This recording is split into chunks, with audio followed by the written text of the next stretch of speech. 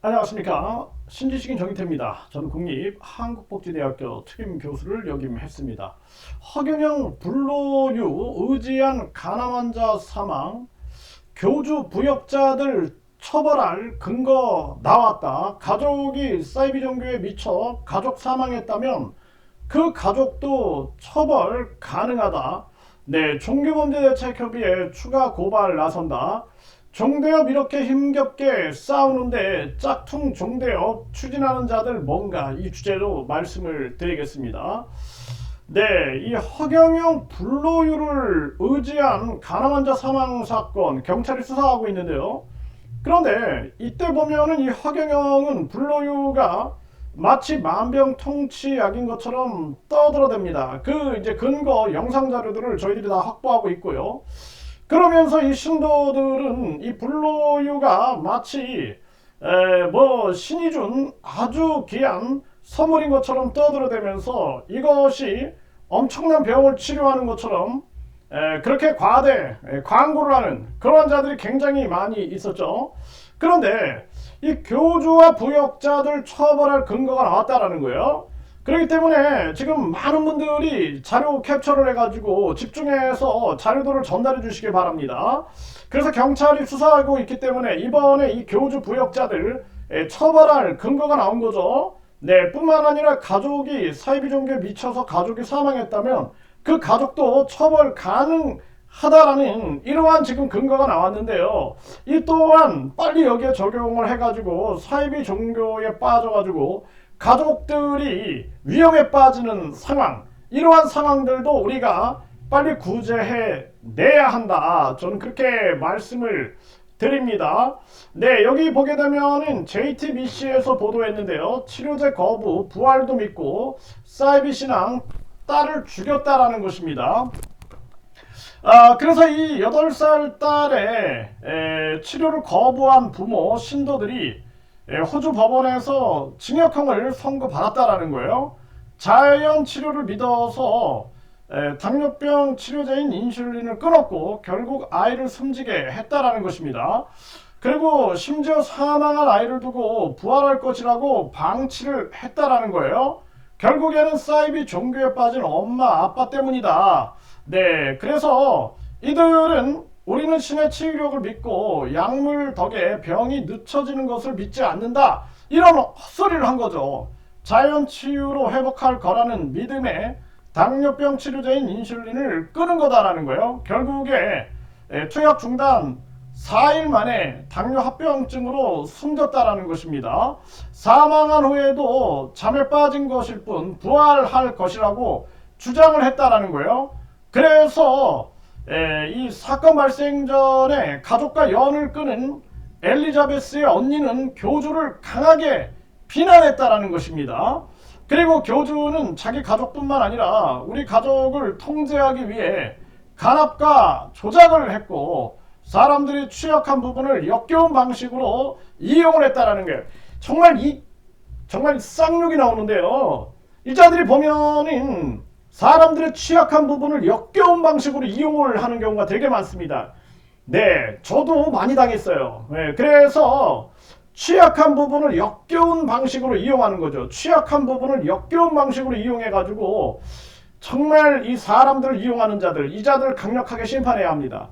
그래서 대법원은 부모에게 징역 14년, 교주에게 징역 13년, 신도 11명에게 징역 6년에서 9년을 선고했다라는 것입니다. 이 신도 11명. 네. 이게 정말 심각한 문제죠. 그래서 이 불로유 문제, 이 불로유에 대해서 그동안 무슨 기사를 쓰는 자들, 글을 쓰는 자들, 그리고 계속해서 무슨 간증처럼 써댔던 자들, 이런 자들 한꺼번에 심판을 받을 수 있는 그러한 상황이 발생되지 않겠느냐. 그래서 종교범죄대책협의회에서는 이 부분에 대해서 추가 고발에 나서겠다. 지금 경찰이 수사하고 있는데 추가 고발을 통해서 그동안 불로유, 이 광신도, 맹신도 이 자들이 홍보한 모든 자료들을 모아가지고 이 자들을 심판하는데 강력하게 임해야 된다. 그래서 모든 기사 내용들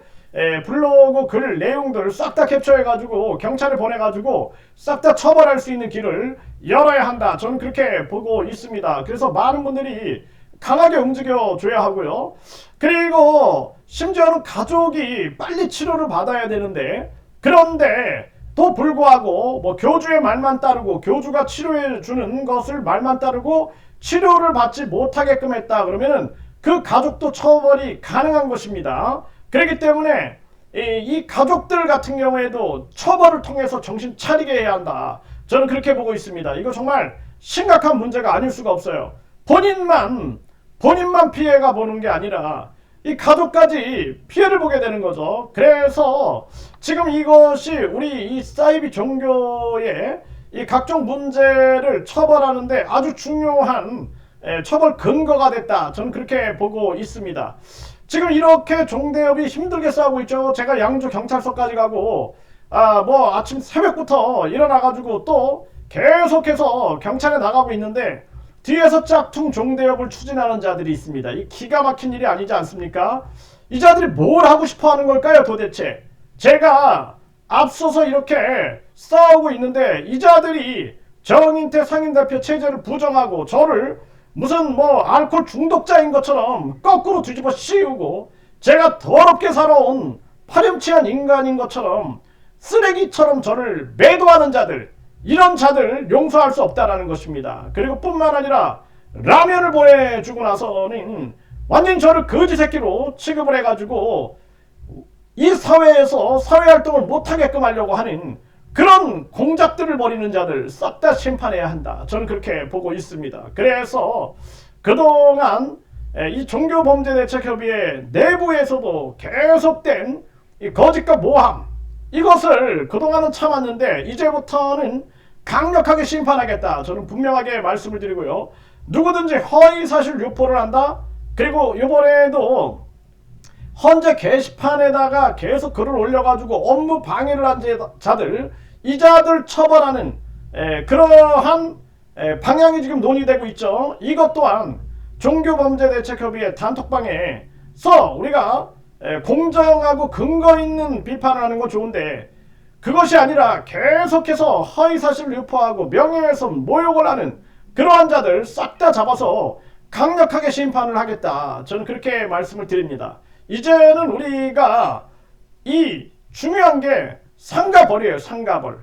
잘하는 사람들은 상을 주고 악한 짓거리를 하는 자들은 벌을 줘가지고 강력하게 심판해야 된다. 그리고 과거에도 종교범죄대책협의회 여기서 이 나간 자들이 뭐 종교 피해 대한 본부다, 뭐 종교 피해 대한 TV다 하다가 나중에는 종교 피해 대한 TV를 무슨 쇼핑몰로 바꿔버렸죠. 정말 기가 막힌 일이 아닐 수가 없습니다. 그러면서 지금 뭐 새천년 노인회 뭐 하면서 뭘 만들 것처럼 떠들어대더니 다시 또 조용합니다. 뭐 대마수 뭐 또 뭐 압수수색이 불가한 대여 금고 막 난리를 치다가 요즘에 경찰 수사가 진행되니까 조용하죠. 이번에 종교범죄대책협의회 짝퉁을 만들어가지고 업무방해를 한다? 싹 다 심판하겠다. 제가 이 업무방해죄로 싹 다 강력하게 심판하겠다라는 것을 분명하게 처명합니다.